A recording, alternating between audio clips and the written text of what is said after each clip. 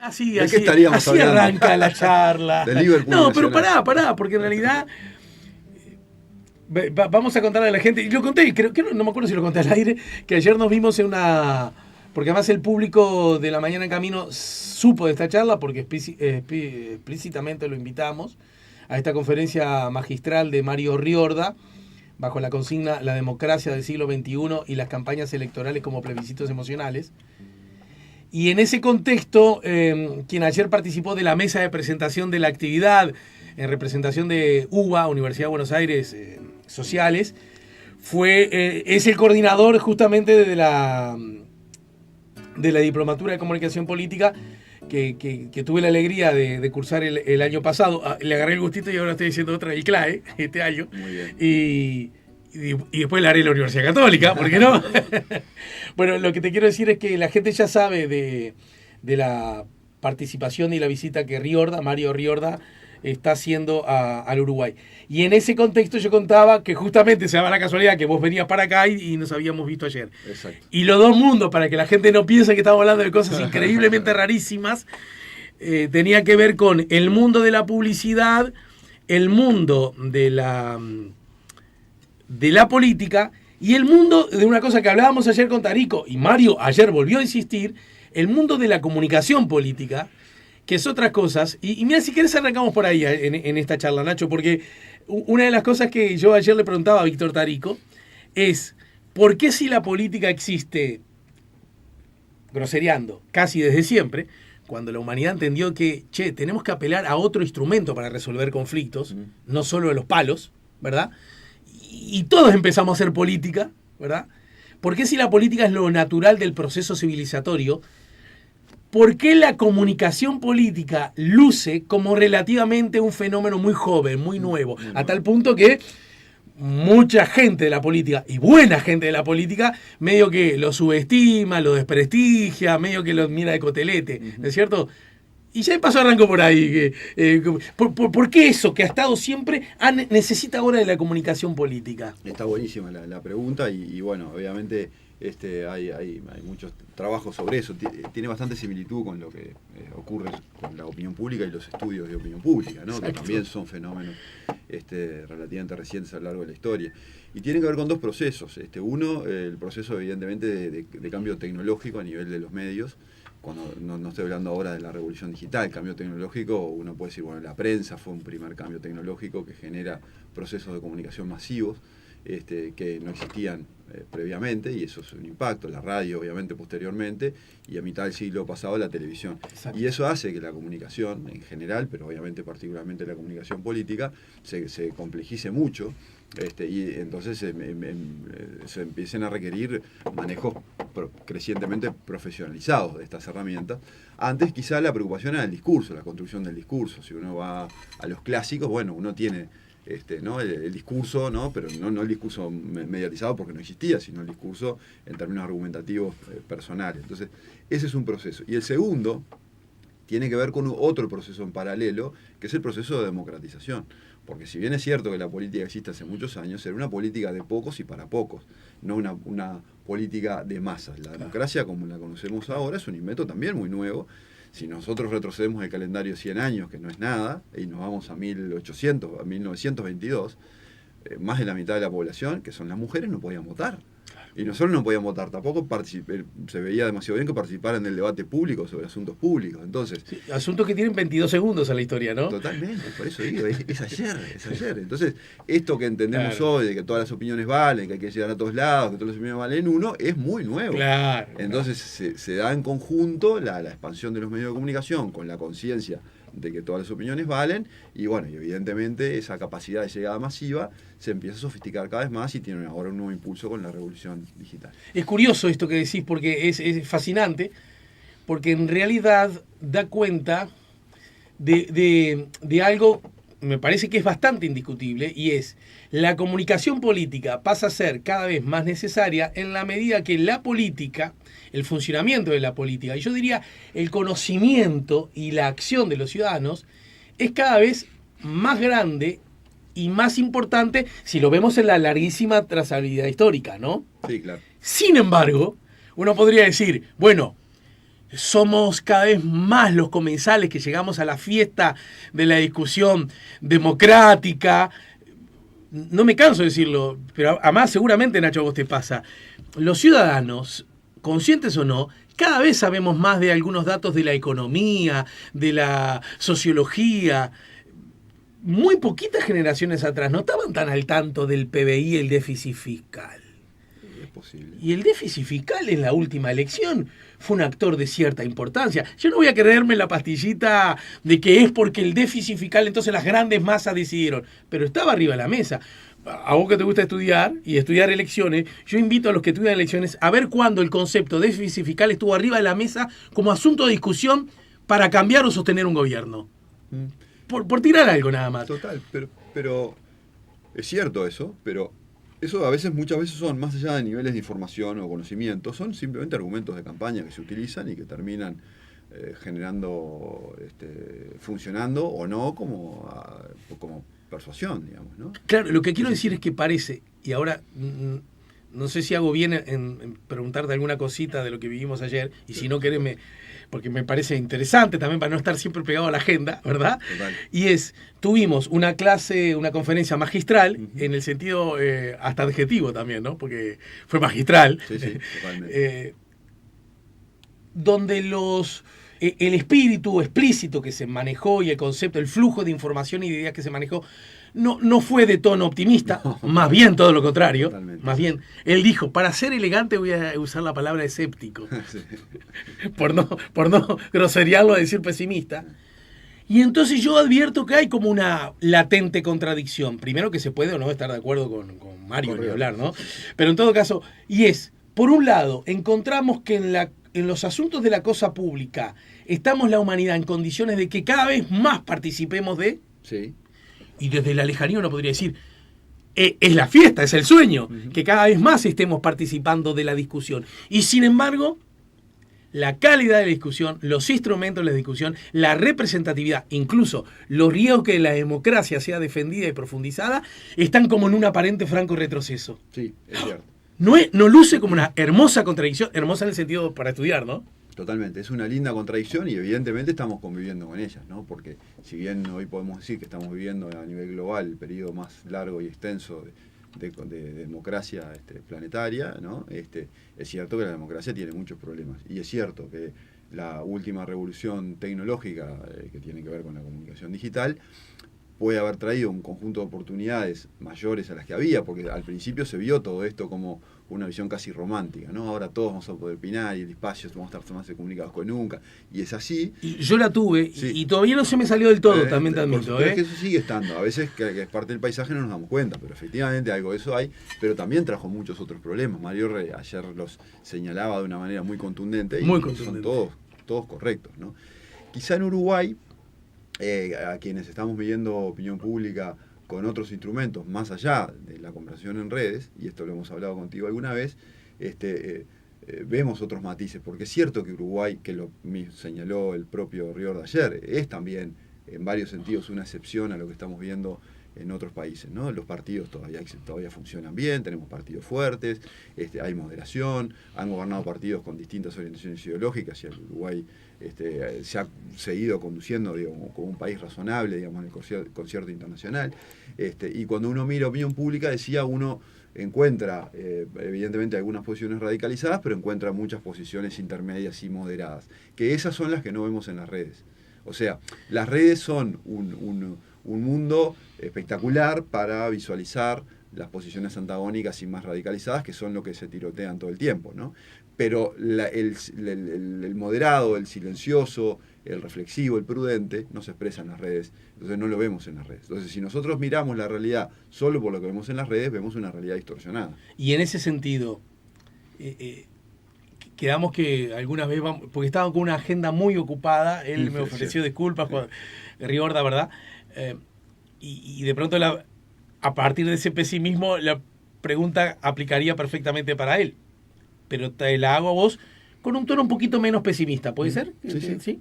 ¿O no? Sí, vos. Sí, yo tengo... a ver, Mario tiene la ventaja que ha participado en 150 congresos electorales en toda América Latina y en algunas en Europa, y yo he participado en algunos procesos electorales fuera de Uruguay, pero básicamente miro la realidad uruguaya. Desde Uruguay yo tengo muchas señales de preocupación, y lo hemos conversado también contigo, sobre la forma en que estamos interactuando entre nosotros, tanto la clase política como los ciudadanos, que no se corresponde a lo que estábamos acostumbrados, pero cuando comparamos lo que ocurre en Uruguay con el resto del mundo, todavía tenemos mucho margen, diríamos, para ser optimistas, ¿no? Pero tenemos que defenderlo diariamente, no es por osmo, no es por inercia, ¿no? Bueno, ni hablar, bueno, no quiero repetir cosas que dije antes que vos vinieras a propósito de la interpelación del lunes, en la que yo como ciudadano, lo decía, y a lo mejor si en la oficina ustedes tienen el gorro del ingenuo del mes, mándamelo y me lo pongo. Porque yo tengo expectativas que el lunes el sistema nos permita conocer a los ciudadanos qué fue lo que pasó a propósito de algo que legítimamente despierta muchas dudas. Totalmente. Entonces, antes de que nos enloquezcamos, unos diciendo que ocurrió lo peor de lo peor al servicio de no sé qué intereses, y otros haciéndose los chanchos rengos o minimizando algo antes que se pare. Yo digo, ¿pero qué nos cuesta esperar un poquito más? Antes de formar opiniones. ¿Verdad? O por lo menos...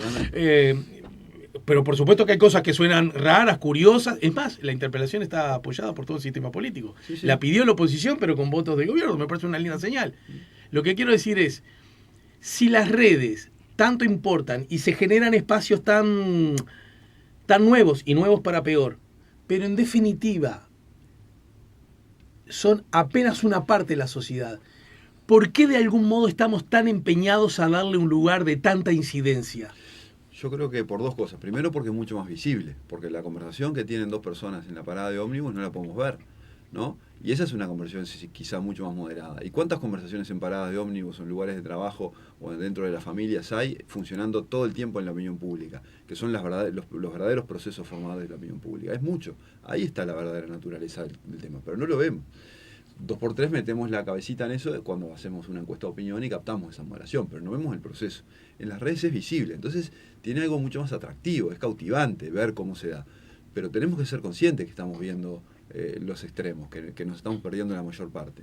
Y uno puede hacer un ejercicio muy sencillo. Uno agarra cualquier intercambio de estos, por ejemplo, en Twitter, muy picante, ¿no? Y entonces uno puede contabilizar cuánta gente opinó a partir de un tuit disparador de X cosa, cuánta gente opinó y se tiroteó mutuamente, ¿tá?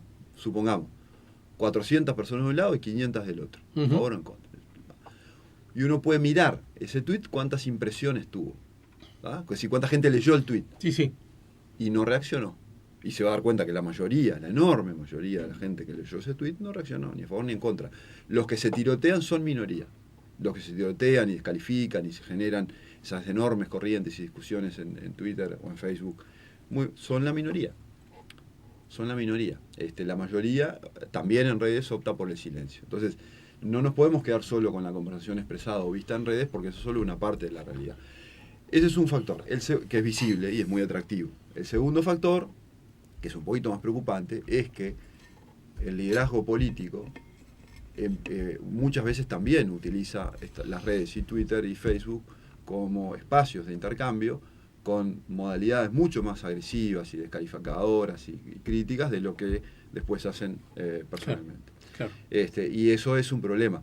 Y yo veo ahí una cuestión generacional, digamos. Me parece que algunas personas de edades más avanzadas, donde el cambio tecnológico nos agarró, digamos, como mitad de camino, que no somos necesariamente nativos digitales, estas cosas, a veces cuesta un poquito más entender las lógicas y las dinámicas, y hay como más proclividad, digamos, a cometer excesos. Creo que las nuevas generaciones ya lo naturalizan mucho más, y esta dicotomía entre... ¿Se zarpan menos, por decirlo de algún modo? Yo creo que hay más consistencia en las nuevas generaciones entre el comportamiento digital y el comportamiento personal.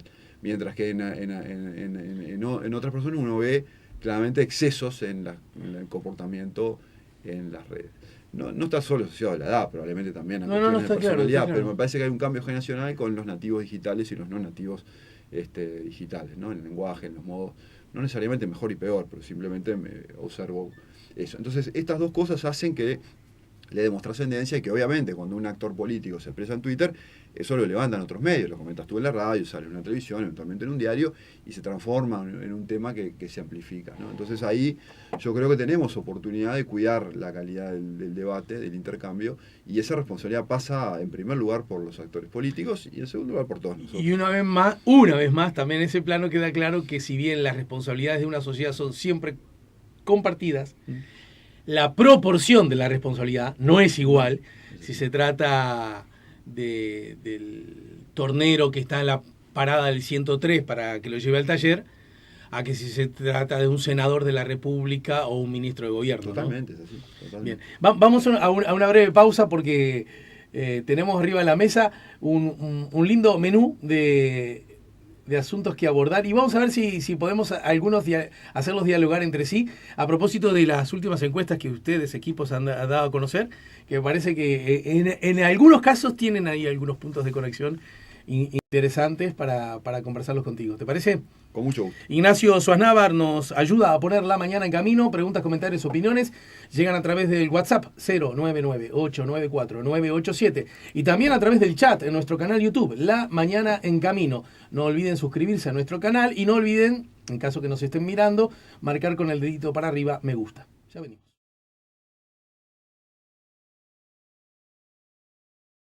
En junio de 9 puntos, pero era la más baja del periodo. En un gobierno es habitual, cuando uno mira los antecedentes de los gobiernos anteriores, de Vázquez y Mujica, sobre todo el primer gobierno Vázquez, en el segundo ya Vázquez estaba en saldo negativo, pero el primer gobierno Vázquez y Mujica, aún siendo presidente con muy buena aprobación, el año del medio siempre fue el año más difícil, ¿no? El año de niveles de balance entre aprobación y desaprobación más complicados. Vázquez y Mujica lograron repuntar al final. Pero Vázquez y Mujica tuvieron mejor saldo a esta altura, ¿no? Vázquez sí, Mujica no. Mujica a esta altura estaba prácticamente... Vázquez, perdón, en la primera presidencia, en la primera, ¿no? Sí. Vázquez sí, Mujica no. Igual ahora en la medición de julio, que no está publicada en nuestra web, pero ayer presenté privadamente en un evento del Centro de Estudios para el Desarrollo, donde estuve presentando algunos datos de la medición de julio, hubo un repuntecito, digamos, de la calle Pou, pero dentro de los mismos parámetros, digamos, que... Es decir, la medición...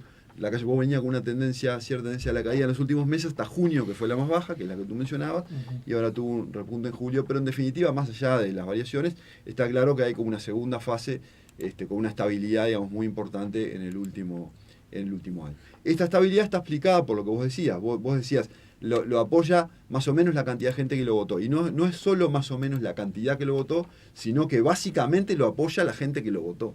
O sea, no son la misma cantidad, sino que son casi prácticamente los mismos personas. Y eso es una situación distinta a la que teníamos con Vázquez y Mujica. Vázquez y Mujica tenían menos apoyo entre su propia tropa, pero tenían entre un 25 y un 30% de votantes de los partidos tradicionales que aprobaban la gestión de Vázquez y Mujica. Sí, claro. Vázquez y Mujica casi nunca tuvieron estos niveles de aprobación. Entre los suyos. Entre los suyos. La calle Pou tiene entre el 80% o más de aprobación entre los votantes de la coalición, es altísimo. Vázquez y Mujica era excepcional, pues siempre hubo mucha confrontación interna entre ambos. Entonces, el gobierno de Vázquez, la barra de Mujica no siempre estuvo del todo contenta, el gobierno de Mujica, la barra de Vázquez no siempre estuvo contenta. Había ciertos matices, pero ambos tuvieron la capacidad de lograr una base de apoyo entre los votantes de oposición con estilos distintos. Mujica, porque te acordás que tenía un excelente vínculo con los intendentes blancos del interior, y seducía mucho a una parte del electorado blanco y le permitió tener una base de apoyo entre los votantes de la oposición que es mayor a la que hoy tiene la calle Pou dentro del Frente Amplista. Dentro del Frente Amplista hoy una cifra altísima, en torno del 2 de cada 3 Frente Amplistas critica, desaprueba el trabajo de la calle Pou. Y en el marco justamente ya que hablábamos de la calle Pou, vayamos a otra cosa que Equipos ha dado a conocer en los últimos días, las últimas semanas, que tiene que ver qué piensa el público a propósito de las posibles candidaturas, ¿verdad? Estas cosas que muy interesante lo de Riordan ayer, que uno siempre tiende a creer que es muy interesante cosas que dicen los que más saben y que se parecen a lo que uno piensa. Y en el fondo también hay un gesto de vanidad, ¿verdad? Sí, cuando no estamos de acuerdo en eso, es un gesto humano que uno tiene que conocerlo para frenarlo un poquito, ¿verdad? No puede ser que sea interesante solo porque se parece a lo que vos pensás. Pero en este caso, blanqueo la situación, porque siempre ha habido un reproche muy grande en Uruguay a propósito de que el sistema político siempre está en campaña y que todos siempre piensan. Y yo digo que es un reproche un poco injusto e inadecuado porque forma parte de la lógica de la política siempre estar en un escenario y, hasta te diría, por responsabilidad en la profesión, estar pensando qué es lo que va a venir. Totalmente. Entonces, ¿qué me estás diciendo? Sí, que el tipo que está en el ministerio de pronto tiene legítimo ambición a de pronto ser alguna vez candidato a la presidencia de la República. Sí. Es más, bienvenido sea. Más bien que me gustan poco esos políticos que dicen yo quisiera estar en mi casa, ¿no? Claro, lógico. Como en una época, lo quiero decir, había agarrado esa forma de decirlo Tabaré Vázquez, ¿te acordás? No me acuerdo. Aquella cosa que renunciaba al Frente Amplio cada tanto, en la interna. Sí. Estoy hablando pre. Sí. ¿Te acordás que cada tanto amenazaba con renunciar? Sí. Bueno, me voy a mi casa, me voy a mi clínica, ¿no? Y también un poco lo hizo, y lo hace, es como el estilo de Pedro, ¿verdad? Que cada tanto dice, bueno, me voy, esto no es lo mío, taca. Y yo digo que lo paradójico es que curiosamente eso los fortalece, en lugar de... A veces son estrategias, para hacerse extraña. También lo hizo la calle Herrera, una famosa carta dijo en las actuales. Bueno, y después terminó siendo el candidato, como todos recordamos, en aquella elección que perdió con José Mujica. Sí. Bien, en todo caso... me gustaría, porque además presenta, yo no sé si es una novedad, pero me parece una cosa interesante, una cosa cuando le preguntas a la gente y la gente en forma espontánea contesta, y otra cosa cuando le preguntas ofreciéndole cierto menú, ¿verdad? Sí. ¿Por qué utilizaste esas dos Bueno, es histórico esto, es tradicional. Ninguna de las dos formas de medición es perfecta, las dos tienen problemas. Entonces necesitamos usar las dos como para tener alguna idea razonable de la realidad. ¿Por qué ninguna es perfecta? Porque la primera medimos en forma espontánea. Usted, Frente Amplista, ¿a quién preferiría usted como candidato a presidente del Frente Amplio en el 2024? Bueno, en este tipo de preguntas muchas veces la gente no la tiene del todo clara, nunca se la hizo antes, hasta ahora, y a veces responde más con el menú pasado, o mucha gente no sabe, no contesta. Después le damos un menú, y bueno, y si fueran estos los candidatos, ¿usted a cuál preferiría? Una tarjetita con un conjunto de nombres, la gente elige. ¿Cuál es la desventaja del menú? Bueno, que el menú lo arma el investigador, lo armamos en equipos con nuestras interpretaciones sobre la realidad y podemos, en quienes ponemos en el menú y quienes no, dado que no hay candidaturas formalizadas, podemos estar incurriendo en injusticias, en errores, claro. Y además, por supuesto que o en sesgos naturales, y está claro que los nombres que nosotros ponemos o que dejamos afuera del menú tienen consecuencias sobre las respuestas, porque está claro que no es lo mismo elegir entre 4, entre 5, entre quienes sean. Entonces, ninguna de las dos es perfecta, las dos tienen problemas y hay que mirarlas en forma conjunta.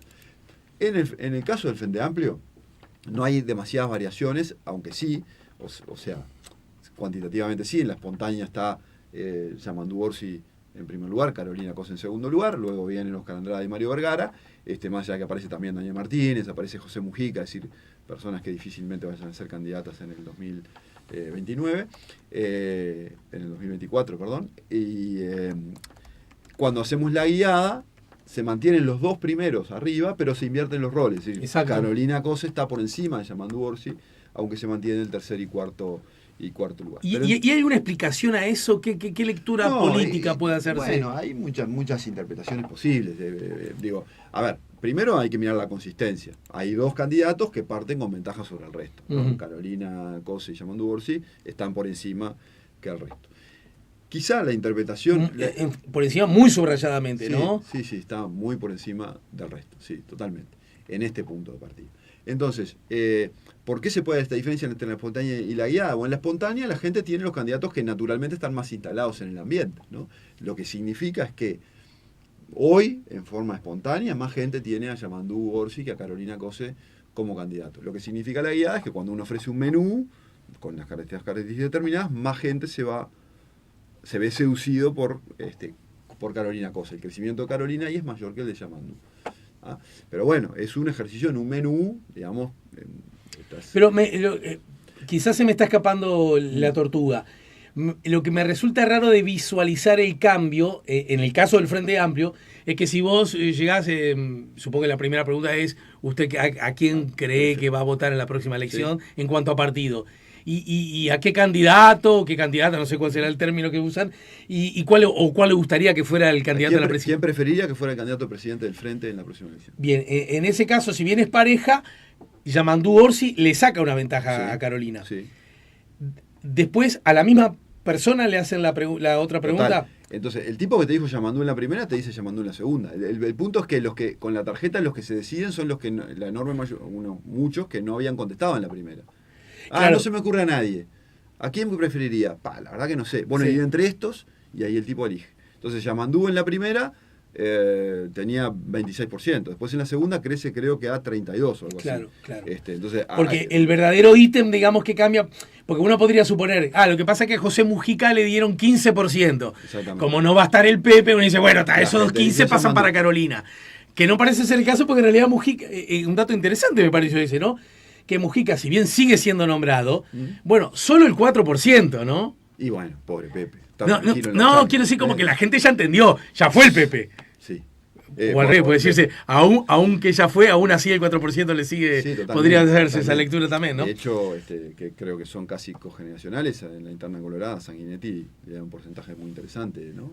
Por eso el Partido Colorado me pareció algo distinto, Sí, justamente, totalmente, ¿no? totalmente. Pero déjame decir, se puede decir que estos que entonces, con el menú fijo, el ayuda a memoria, arriba de la mesa, los que no saben, porque no recordaban. Los que no saben, en la primera dijeron candidatos que después no están en el menú, van más hacia Carolina que hacia Yamandú. ¿Y eso resiste algún tipo de análisis o explicación? No necesariamente, porque en realidad esa elección que la gente hace y estimulado por una tarjeta, no es lo que la gente tiene en mente en puridad, es una reacción a un estímulo. Entonces tiene un valor, si querés, un poquito menor que la espontánea, ¿ok?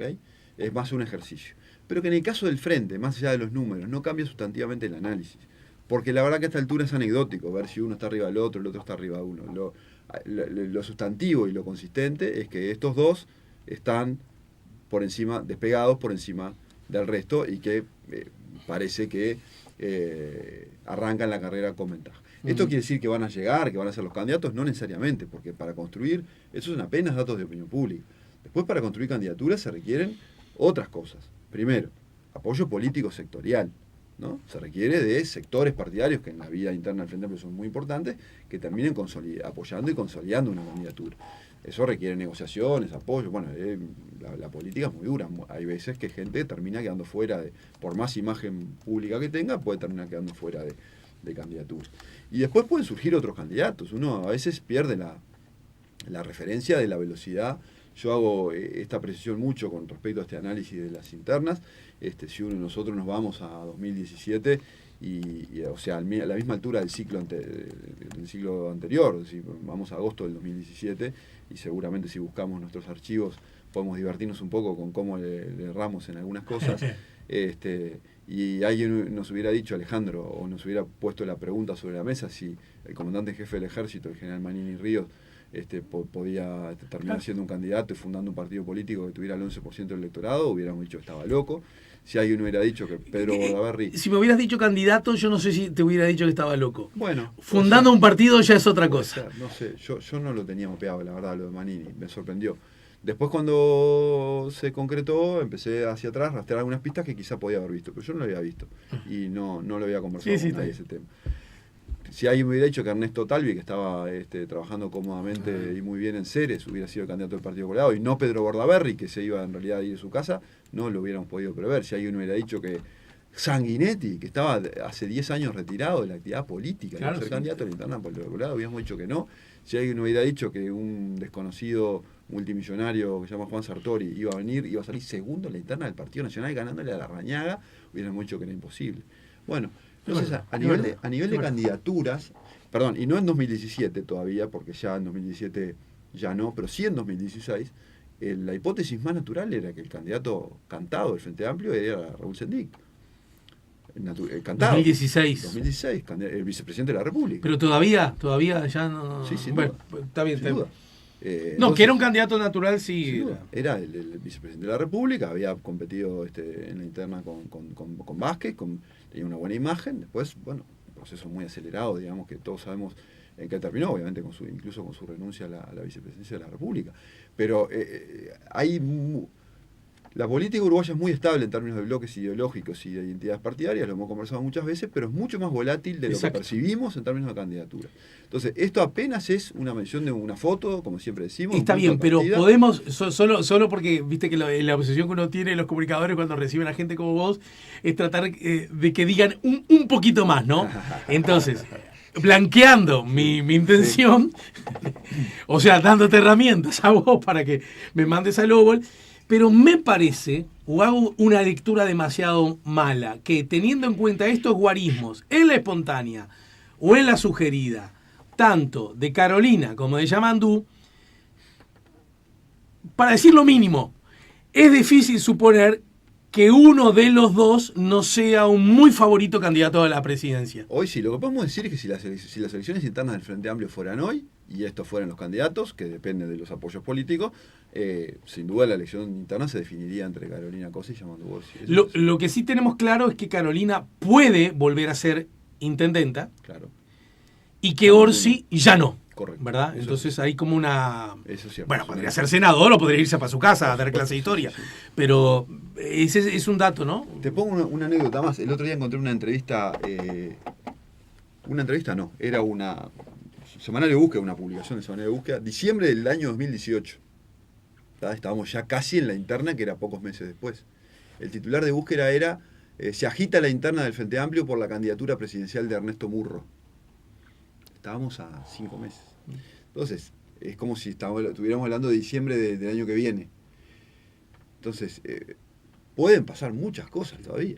Esa fue aquella iniciativa de Mujica. Totalmente, que después no cuajó, todo bien. Bueno, y además hay mucha gente que dice, saco lo de mucha, hay gente que dice que cuando Mujica señala a alguien es porque precisamente está pensando en alguien más. No es posible, por eso digo. Entonces, a ver, es distinto el escenario cuando ya tenemos candidatos históricos consolidados, ¿no? Por ejemplo, era difícil pensar que la Calle Pou y la Rañaga no fueran candidatos a la interna, no que no llegaran, o sea, que por algún motivo los bajaran. Sí. No podían bajarlos porque ya tenían peso propio, estructura de dirigentes, sectores que los apoyaban. Es verdad, es verdad. Podía surgir Sartori, ¿no? En el Frente Amplio, pero esta elección, la del 2024, es una elección con muchísima renovación de candidatos, en el oficialismo y en la oposición. No, los candidatos, hay muchos de ellos pueden ser su primera. Por distintas razones. Y vamos justamente, ya en el oficialismo, el candidato natural es la Calle Pou. Sí. ¿Verdad? Pero en Uruguay no se puede. No se puede. Sí. Y eso presenta una objetiva dificultad, pero también una potencial posibilidad. Sí. Para otros nenes que con todo derecho aspiran al trompo. Y en ese sentido, ¿cuál fue la reacción del público? Bueno, ahí hay una consistencia entre la pregunta espontánea y la guiada, donde entre los que pueden ser candidatos, digamos, Álvaro Delgado lidera las dos mediciones, y en segundo lugar aparece Laura Raff. ¿Ah? Por debajo de Laura Raff aparecen otros candidatos, como Jorge Gandini, Beatriz Argimón, Juan Sartori aparece en la guiada, no aparece muy fuerte en la espontánea, etcétera, ¿no? Con lo cual, bueno, el Partido Nacional está en una situación también de renovación de liderazgos, que eso obviamente es todo un desafío, porque no solo porque la Calle Pou no puede ser candidato, sino por la muerte de Jorge Larrañaga, ¿no? Y eso para el Partido Nacional es una situación completamente inédita, porque en los últimos 60 años el Partido Nacional ha tenido un ordenamiento conceptual de su competencia interna, que ha sido el herrerismo, con un candidato del herrerismo, y algo a la izquierda del herrerismo, ¿ah? Que era el Partido Nacional Independiente, después fue el wilsonismo, después fue Manos a la Obra con Volonté, y después fue más recientemente la Rañaga. Siempre hubo un candidato herrerista y algo a la izquierda del herrerismo. Y la cultura interna del Partido Nacional tiene eso como un ordenador conceptual muy fuerte en términos de su dinámica. Hoy no está. Hoy hay dos cambios enormes en la cultura interna del Partido Nacional. Primero, una situación excepcional de que es gobierno, que eso ha pasado muy pocas veces en la historia. Exacto. Es un cambio de roles muy desafiante, que representa, obviamente, ventajas evidentes, pero también desafíos notorios. Y segundo, esta yo creo que difuminación de este ordenamiento conceptual entre herrerismo y algo más, que ya empezó a verse cuando la lista 40 de Javier García, que en realidad integra el sector todos que arman la Calle Pou con su propio sector, que además no era herrerista, sino que era aire fresco. Entonces, la Calle Pou terminó armando algo que no era el herrerismo, claramente, que era una cosa algo distinta, pero del otro lado permanecía Alianza Nacional como representando los sectores que se denominan wilsonistas. Bueno, ahora eso también está difuso, y eso abre un escenario donde la política de alianzas y reacomodamientos en función de candidatos, sectores y ideologías o etiquetas digamos, conceptuales, va a ser muy particular y muy distinto a lo que hemos visto en las últimas décadas. Bueno, a propósito de la espontánea, si bien no sorprende tanto, un poco sorprende que el candidato más votado sea Luis Lacalle Pou, ¿no? Bueno, eso siempre ocurrió. Ocurría también con Mujica y Tabaré, es decir, cuando los presidentes son bien evaluados y uno hace la pregunta espontánea, la gente dice, bueno, yo quiero que siga, que está. No necesariamente porque la gente desconozca, decís vos. No, al revés. No creo que necesariamente sea gente que propone la reelección. En realidad, cuando hemos preguntado muchas veces sobre si en Uruguay habría que... La gente no le gusta este tema de la reelección. Creo que hay gente que desconoce, con el momento no se acuerda que existe esta prohibición de que el presidente sea reelecto de manera inmediata. Ajá, sí. Bien. Y es muy interesante también otro asunto, que incluso marca más que la vicepresidenta, que el ministro del Interior, y hablando del ala wilsonista, de Jorge Gandini, que podríamos ser una especie de, entre comillas, como heredero natural de ese sector, el más visible, ¿no? ¿Podemos decir? Sí, Beatriz Argimón, Jorge Gandini, bueno, está Alianza Nacional, hay varios de los intendentes que vienen de ese tronco. Ese tronco está un poco, digamos... Pero para seguir con el razonamiento, es muy interesante que aparezca Daniel Salinas, ¿no? Un secretario de Estado que es de otro partido. Totalmente.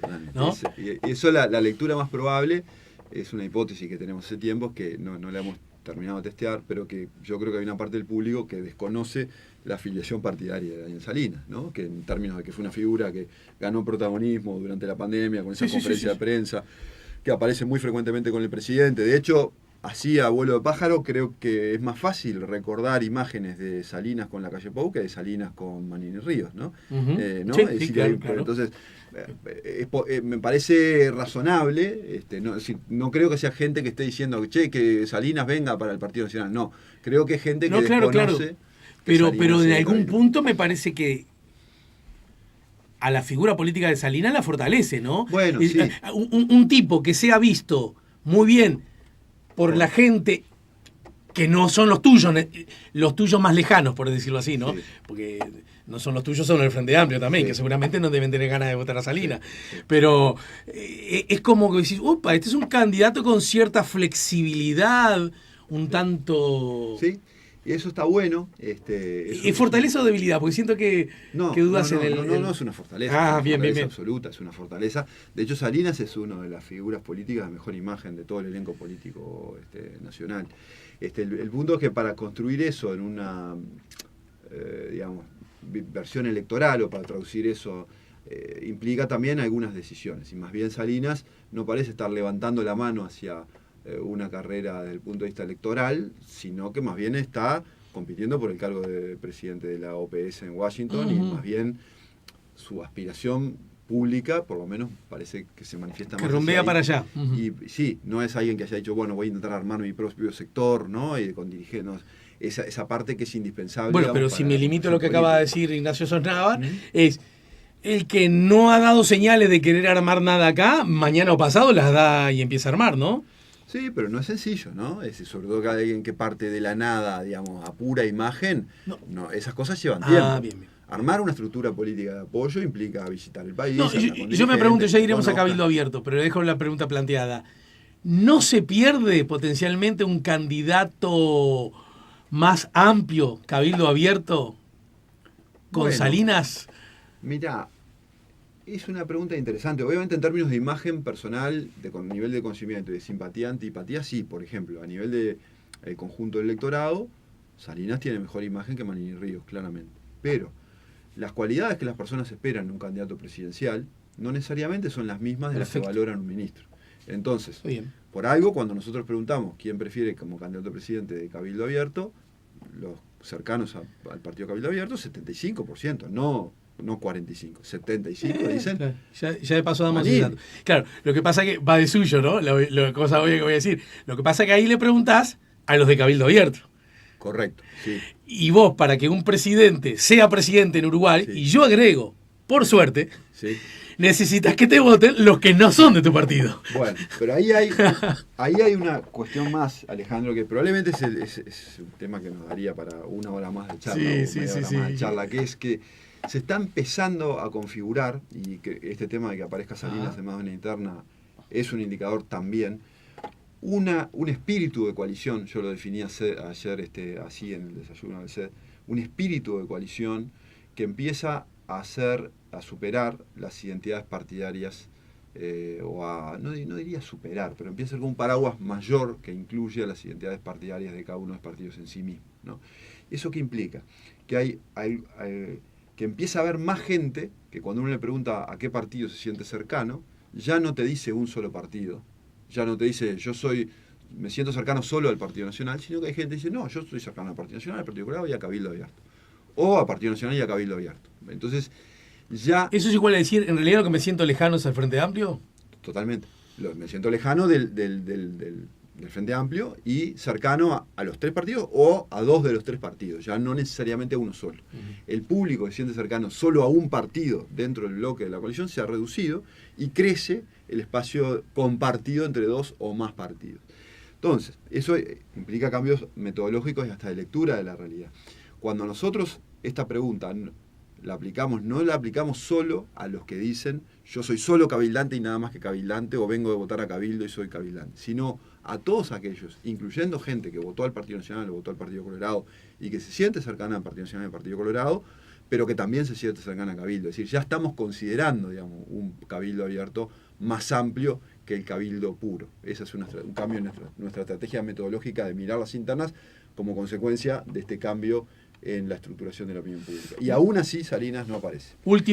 Y aún así Salinas no aparece.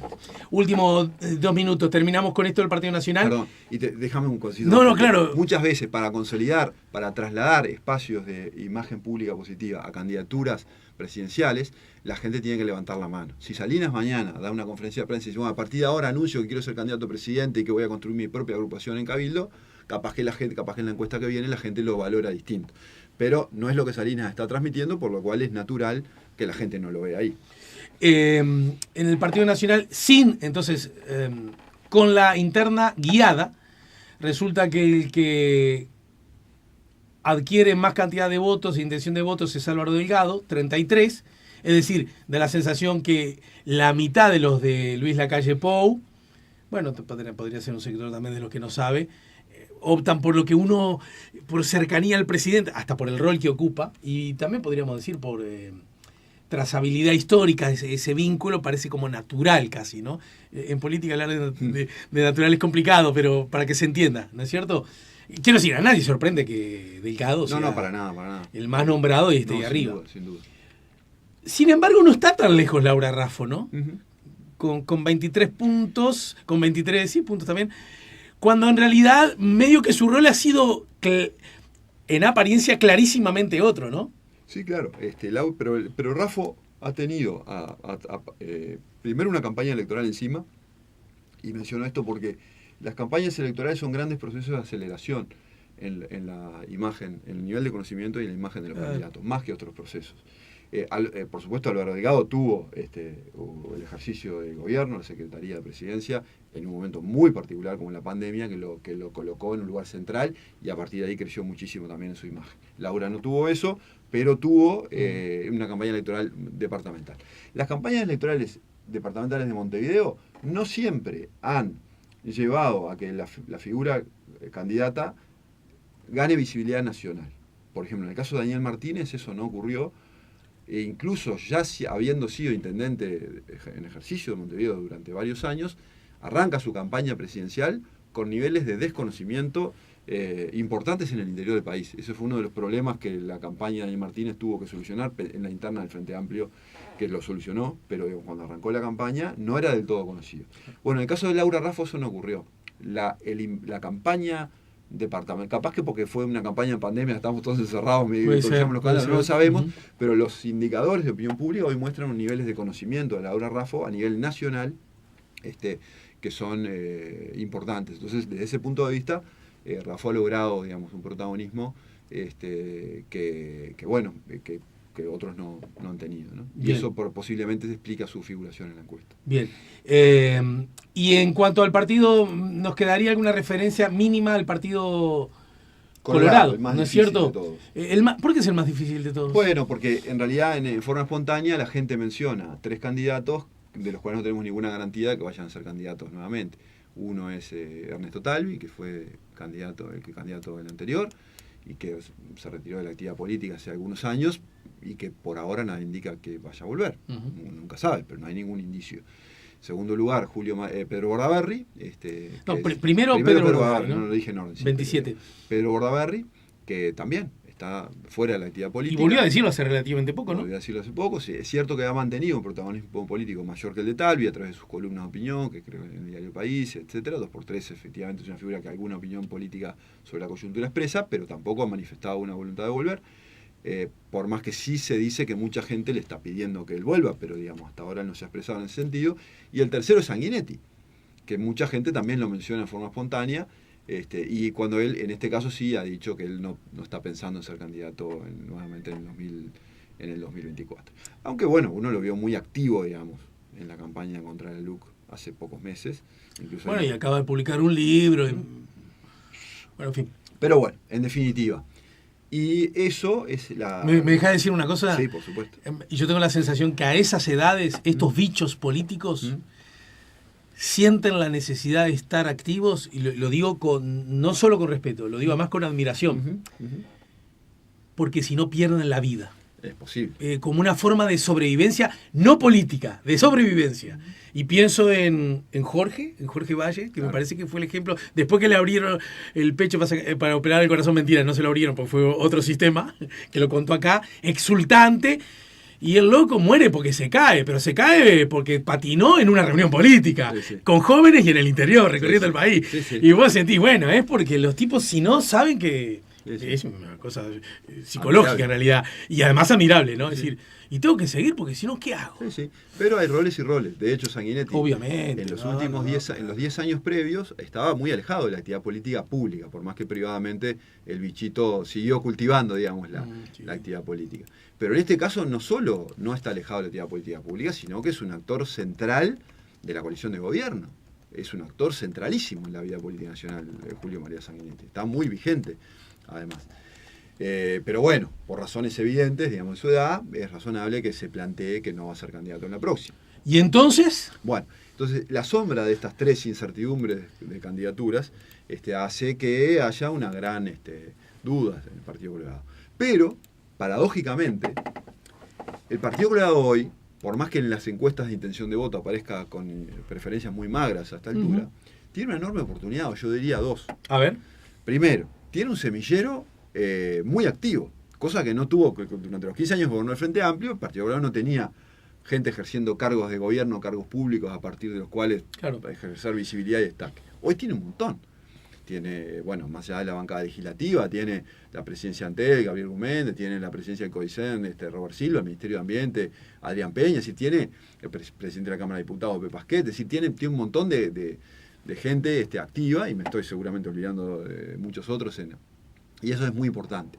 Y segundo, tiene la oportunidad de que su nicho potencial de crecimiento aumenta como consecuencia de lo que hablábamos hace un ratito de la difuminación de las identidades partidarias exclusivas y del aumento de las identidades partidarias colectivas dentro de la coalición.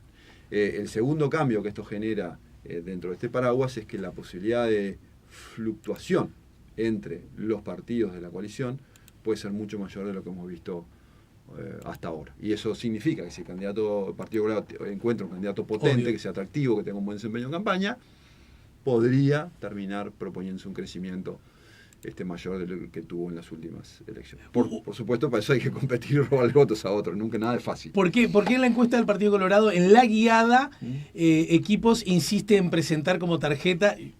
Quiero decir además que yo lo haría también, pero quiero saber.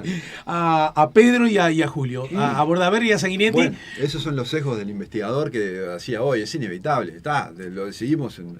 Porque quiero decir, a Mujica no lo ponés. No pusimos, no. Pero ¿por qué? Creo que la duda es pertinente, ¿no? ¿Por qué Mujica sí, no, y Julio sí? La hipótesis que terminamos consensuando, que es totalmente discutible, por supuesto, ahí admito totalmente los sesgos. Mi hipótesis es que en el Frente Amplio hay 4 candidatos relativamente naturales, que me imagino que van por carriles que hay como relativo consenso, además de que va por ahí la cosa y que nadie hoy se está imaginando que el PP pueda volver.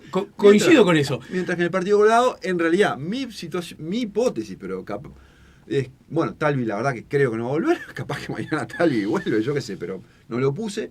Creo que Bordaberry podría volver, no sé, veremos. No sé por qué dar a Sanguinetti por descartado, porque la verdad que quizás yo lo daba por descartado en la elección anterior y me equivoqué feo, y entonces, no sé, capaz que es razonable, o capaz que no, capaz que habría que sacar a Sanguinetti, no lo sé. Bien. Lo cierto es que dentro de estas dudas razonables que uno puede tener, decidimos por este menú y bueno. Pero sí lo que me parece muy interesante es los resultados que incluso la guía arroja, que los dos primeros y bastante despegados, 44% Pedro Bordaberry, 22% Julio María Sanguinetti, hasta el día de hoy, más bien que han dicho que no, ¿verdad? O por lo menos, no, sí, Sanguinetti ha dicho que no. No, y Pedro hace poco mandó una cosa diciendo que yo estoy retirado. Yo creo que porque nos resistimos. Sí, está bien, coincido contigo. Ha sido menos contundente. Coincido contigo. Digamos lo mínimo porque se puede decir, no han dicho que sí, en ningún caso. No han dicho que sí. No han dado ningún indicio de... No, lo digo porque... Y el que recién aparece es con 11, Andrés Ojeda, que curiosamente tiene cierta visibilidad desde otro rol. Ni siquiera de los roles que vos señalabas. Totalmente. Lo digo un poco para fragilizar esta que vos señalabas, esta oportunidad, que es objetiva. Che, estamos en zonas de gobierno, estamos con visibilidad, estamos con gestión. Si yo me tengo fe, el público verá mis condiciones, mis aptitudes. Peña aplicaría y con el 7%, secretario de Estado. Robert Silva y con el 5%. Y interesante lo de Gustavo Subía con el 7%, que si bien fue electo por el lema Partido Colorado, media hora antes había estado en otro lema y 15 minutos antes estaba viendo a ver con qué lema se iba. Quiero decir, y no estoy metiendo juicio de valor, no parece ser un Colorado representativo de lo que es el Partido Colorado, ayudado quizás por estas permeabilidades de frontera de la que hablábamos vos, ¿no? Totalmente, es así. A ver, sí, pero es lo que te decía hoy. Es cierto que no solo desde las tareas de gobierno, pero el semillero está activo. En algunos casos, como el de Andrés Ojeda, no recuerdo directamente si él se expresó en ese sentido, pero sí que hubo al menos 2 diputados que dijeron, vemos a Andrés Ojeda con un buen perfil para competir como presidenciable, y él no dijo que no, digamos. Sí. En realidad se lo podría considerar el menú. Después tenemos el caso de Robert Silva y Gabriel Gurméndez, del cual también se dice que podría ser presidenciable, pero ambos tienen impedimentos muy fuertes, digamos, desde el punto de vista de hacer actividad política, y por supuesto que no se han expresado ni se pueden expresar en ese sentido, pero eventualmente podrían también intentar competir. Todos estos seguramente tienen una visibilidad todavía hoy mucho menor de la que tienen Sanguinetti y Bordaberry. Entonces, para que ellos crezcan, necesitan en realidad que los otros en algún momento que quede claro que efectivamente no van a ser candidatos, si es que no lo van a hacer. Ignacio, eso no es urgente. Hay tiempo todavía, eso es pero está claro que en algún momento se tendría que dar una definición de esa situación.